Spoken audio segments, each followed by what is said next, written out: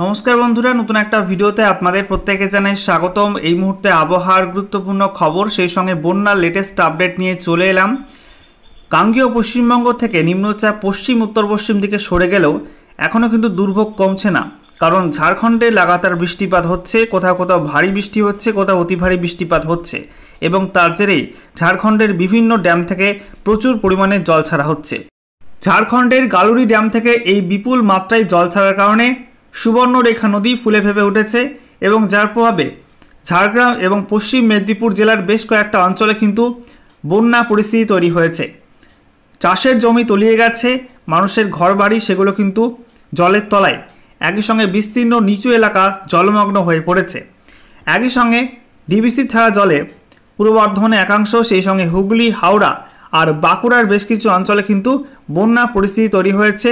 বেশ কিছু নিচু এলাকা জলমগ্ন হয়ে পড়েছে, কৃষি জমি সেগুলো কিন্তু জলের তলায় চলে গেছে। মানুষ কিন্তু প্রচণ্ড দুর্ভোগে জীবন কাটাচ্ছে দক্ষিণবঙ্গের মানুষজনগুলো। একই সঙ্গে আপনাদেরকে জানিয়ে রাখি, এরই মধ্যে বৃষ্টিপাতের পূর্বাভাস দিয়েছে আবহাওয়া দপ্তর, তাতে কিন্তু দুর্ভোগ আরও বাড়ছে দক্ষিণবঙ্গের জেলাগুলোতে। আজকের ভিডিওতে আপনাদেরকে দেখাবো যে ডিবিসি এই মুহূর্তে কি আপডেট দিচ্ছে, কত হারে জল ছাড়া হচ্ছে, একই সঙ্গে বাকি ড্যামগুলো থেকে জল ছাড়ার মাত্রা কী রয়েছে, সেই সঙ্গে আবহাওয়া দপ্তর কি জানাচ্ছে, নতুন করে বৃষ্টিপাত কি দক্ষিণবঙ্গের জেলাগুলোয় কি হবে এবং কবে থেকে বৃষ্টিপাত একটু কমতে পারে দক্ষিণবঙ্গের জেলাগুলোয়, সেই বিষয়ে আপনাদেরকে জানাবো আজকের ভিডিওটির মাধ্যমে। তো ভিডিওটি ভালো লাগলে অবশ্যই লাইক এবং শেয়ার করে দেবেন। সেই সঙ্গে নতুন দর্শক হয়ে থাকলে লেটেস্ট ভিডিওর আপডেট সর্বপ্রথমে পাওয়ার জন্য চ্যানেলটিকে সাবস্ক্রাইব করে নিয়ে পাশে থাকা বেল আইকনে ক্লিক করে অল নোটিফিকেশন অপশানটিকে অন করে রাখবেন। লেটেস্ট আপডেট আপনারা সবার প্রথমে পেয়ে যাবেন। সেই সঙ্গে আমাদের ভিডিওটি আপনি এই মুহূর্তে কোন জেলা থেকে দেখছেন অবশ্যই কিন্তু কমেন্টে জানাবেন এবং আপনাদের জেলায় এই মুহূর্তে বন্যা পরিস্থিতি কেমন রয়েছে কমেন্টে লিখে দেবেন।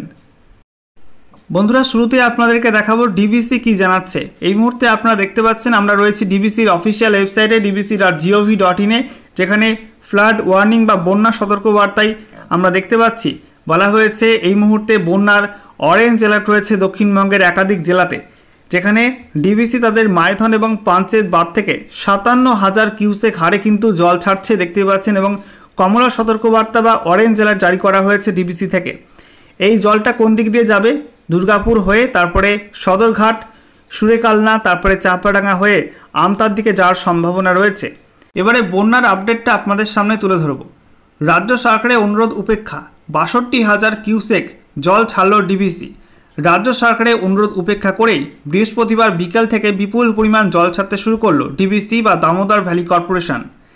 এদিন সকালেই সেচ দপ্তরের তরফে ডিবিসি কর্তৃপক্ষকে অনুরোধ করে বলা হয়েছিল জল ছাড়ার পরিমাণ কমিয়ে 25,000 কিউসেক রাখলে পরিস্থিতি নিয়ন্ত্রণে রাখা যাবে।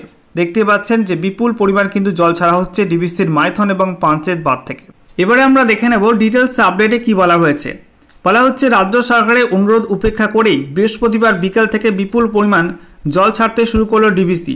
এদিন সকালেই সেচ দপ্তরের তরফে ডিবিসি কর্তৃপক্ষকে অনুরোধ করে বলা হয়েছিল জল ছাড়ার পরিমাণ কমিয়ে 25,000 কিউসেক রাখলে পরিস্থিতি নিয়ন্ত্রণে রাখা যাবে।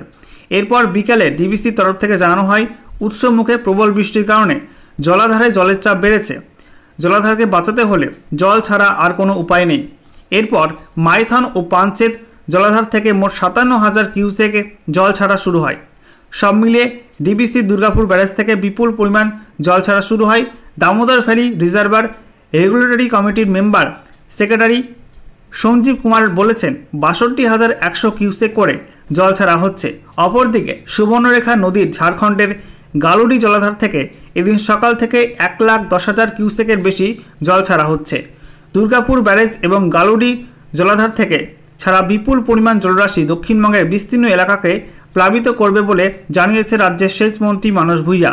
তার কথায় বারবার অনুরোধ করা সত্ত্বেও ডিবিসি কথা রাখল না। বিপুল পরিমাণ জল ছাড়তে শুরু করায় দক্ষিণবঙ্গের বাঁকুড়া, পূর্ব বর্ধমানের একটি অংশ, হুগলি এবং হাওড়ার বিস্তীর্ণ অংশে বন্যা পরিস্থিতির আরও অবনতি হবে। প্লাবিত হবে পশ্চিম মেদিনীপুর ও ঝাড়গ্রাম জেলার বড়সড় অংশ। পরবর্তী আপডেটটি আপনাদের সামনে তুলে ধরব। ঘাটালে বন্যা পরিস্থিতির অবনতি। ঘাটাল মহকুমার বন্যা পরিস্থিতির আরও কিছুটা অবনতি হয়েছে।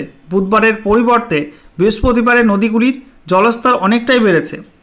আমরা দেখে নেব ডিটেলস আপডেটটা। দেখতেই পাচ্ছেন যে ঘাটালের বন্যার কি আপডেট। ঘাটাল মহকুমার বন্যা পরিস্থিতির আরও কিছুটা অবনতি হয়েছে। বুধবারের পরিবর্তে বৃহস্পতিবার নদীগুলির জলস্তর অনেকটাই বেড়েছে। ঘাটালের মহকুমা শাসক সুমন বিশ্বাস বলেন, শিলাবতী নদীর বাঁকা পয়েন্টে জলস্তর কিছুটা কমলেও রূপনারায়ণের রানীচকে এবং কংসাবতীর কিলমিজোর পয়েন্টে অতিরিক্ত বিপদ সীমার ওপর দিয়ে জল প্রবাহিত হচ্ছে, ফলে নতুন করে বহু এলাকা প্লাবিত হয়েছে। মহকুমা প্রশাসনের দেওয়া তথ্য অনুযায়ী চন্দ্রকোনা থানা এলাকায় বন্যা পরিস্থিতির কিছুটা উন্নতি হলেও ঘাটাল মহকুমায় সার্বিকভাবে বন্যা পরিস্থিতির অবনতি হয়েছে। নদীর জল বিপদসীমার ওপর দিয়ে প্রবাহিত হওয়ার ফলে ঘাটাল পুরসভা, খড়ার পুরসভা, ঘাটাল ব্লকের 10টি গ্রাম পঞ্চায়েত এবং দাসপুর 1 নম্বর ব্লকের একটি গ্রাম পঞ্চায়েতের বিস্তীর্ণ এলাকা প্লাবিত হয়েছে। বহু মানুষ জলবন্দী হয়ে রয়েছেন। ওই সমস্ত এলাকায় বহু রাস্তা ডুবে যায়, যোগাযোগ ব্যবস্থা বিচ্ছিন্ন হয়ে পড়েছে। বরদা আরামবাগ রাস্তা ডুবে যাওয়ার ফলে ওই রাস্তায় গাড়ি চলাচল বন্ধ রয়েছে। বহু বসতবাড়ি, ব্যবসায়িক প্রতিষ্ঠান এবং সরকারি দপ্তরে জল ঢুকেছে। পরিস্থিতি বিবেচনা করে নিচু এলাকার বেশ কিছু ট্রান্সফরমারের বিদ্যুৎ সংযোগ ইতিমধ্যেই বিচ্ছিন্ন করেছে পশ্চিমবঙ্গ রাজ্য বিদ্যুৎ বন্টন নিগম। সাধারণ মানুষকে সচেতন করতে বিদ্যুৎ দপ্তর নৌকা, গাড়ি, টোটোই করে বিভিন্ন এলাকায় প্রচার চালাচ্ছে। ঘাটাল ডিভিশনের ডিভিশনাল ইঞ্জিনিয়ার ও ডিভিশন ম্যানেজার বিশ্বদেব বিশ্বাস বলেন, নিরাপত্তার কারণে ইতিমধ্যেই ঘাটাল ও বীরসিংহ গ্রাহক পরিষেবা কেন্দ্রের অধীন বর্তমানে 22টি ট্রান্সফরমারের সংযোগ বন্ধ করা হয়েছে বলে জানা গিয়েছে। তবে জলস্তর বাড়লে সেই সংখ্যা আরও বাড়তে পারে। প্রায় 550 পরিবার বিদ্যুৎহীন অবস্থায় রয়েছে।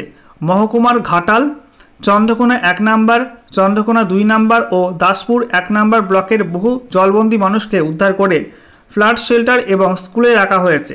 এবছরের তৃতীয়বারের বন্যায় এ পর্যন্ত মোট 2 জনের মৃত্যু হয়েছে। এ নিয়ে এবছর মোট 4 জনের মৃত্যু হলো। শতাধিক মানুষকে সাপে কামড়েছে। প্রশাসনের অবশ্য আশ্বাস, ঘাটালের কিছু এলাকায় জল থাকলেও উদ্বেগের কোনো কারণ নেই। আশা করা হচ্ছে আগামী 2-1 দিনের মধ্যেই পরিস্থিতি স্বাভাবিক হয়ে যাবে।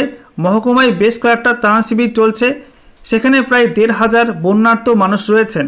পর্যাপ্ত ত্রাণের ব্যবস্থা রয়েছে। বন্যা কবলিত এলাকাগুলিতে মেডিকেল ক্যাম্প করা হচ্ছে। অন্যান্য পরিস্থিতি মোকাবেলার জন্য প্রশাসন তৈরি।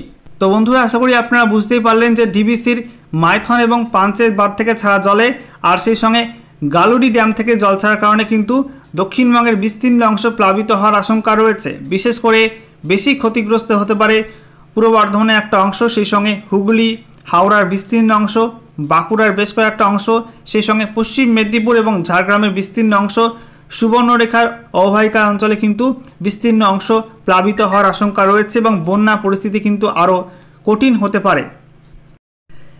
এবারে আমরা দেখে নেব আবহাওয়া দপ্তর কি জানাচ্ছে। আগামী 7 দিনে দক্ষিণবঙ্গ এবং সংলগ্ন ঝাড়খণ্ডের দিকে কেমন কি বৃষ্টিপাত হবে। তো দেখুন, বলা হয়েছে গ্যাংগেটিক ওয়েস্ট বেঙ্গল অর্থাৎ গাঙ্গেয় পশ্চিমবঙ্গের ক্ষেত্রে আজকে মূলত বিক্ষিপ্ত বজ্রবিদ্যুৎ সহ বৃষ্টিপাত হবে। তবে আগামীকাল 19 জুলাই থেকে বৃষ্টি বাড়বে কিছুটা। 19 এবং 20 জুলাই ওই সময়টাই হালকা মাঝারি বৃষ্টিপাতের সম্ভাবনা থাকবে, অর্থাৎ ফেয়ারলি ওয়াইড স্প্রেড রেনের সম্ভাবনা থাকবে। তারপরে 21 এবং 22 জুলাই কিন্তু আবার বৃষ্টিপাত কমে যাবে। 23 জুলাই থেকে কিন্তু আবারও বৃষ্টিপাত বাড়বে দক্ষিণবঙ্গের একাধিক জেলাতে। তো দক্ষিণবঙ্গে কিন্তু এদিক ওদিক করে বৃষ্টিপাত থাকবে আগামী 1 সপ্তাহের মধ্যে। অন্যদিকে ঝাড়খণ্ডের ক্ষেত্রে বলা হয়েছে যে ঝাড়খণ্ডে কিন্তু আজকে বিক্ষিপ্ত বৃষ্টিপাতের সম্ভাবনা এবং আজ থেকে আগামী 21 জুলাই পর্যন্ত বিক্ষিপ্ত বৃষ্টিপাতের সম্ভাবনা রয়েছে মূলত বজ্রবিদ্যুৎ সহ। এবং তারপরে 22 এবং 23 জুলাই ওই সময়টা কিন্তু আবারও বৃষ্টি বাড়তে চলেছে ঝাড়খণ্ডের বিভিন্ন অঞ্চলে। তো বুঝতেই পারছেন, গাঙ্গেয় পশ্চিমবঙ্গ এবং তার পার্শ্ববর্তী ঝাড়খণ্ড এই অঞ্চলটাই বৃষ্টিপাত থাকবে এদিক ওদিক করে। তবে ভারী বৃষ্টিপাতের সম্ভাবনা কিন্তু এই মুহূর্তে নেই। মূলত বজ্রবিদ্যুৎ সহ বিক্ষিপ্ত হালকা মাঝারি বৃষ্টিপাত হবে আগামী 1 সপ্তাহের মধ্যে।